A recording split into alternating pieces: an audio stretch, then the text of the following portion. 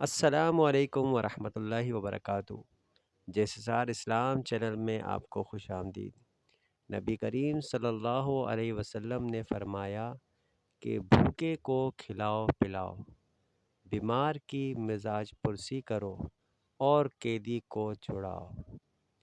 سفیان ثوری نے کہا کہ حدیث میں لفظ عانی سے مراد قیدی ہے۔ صحیح بخاری حدیث نمبر 5373۔ چینل کو سبسکرائب کریں، لائک کریں اور لوگوں کو شیئر کریں۔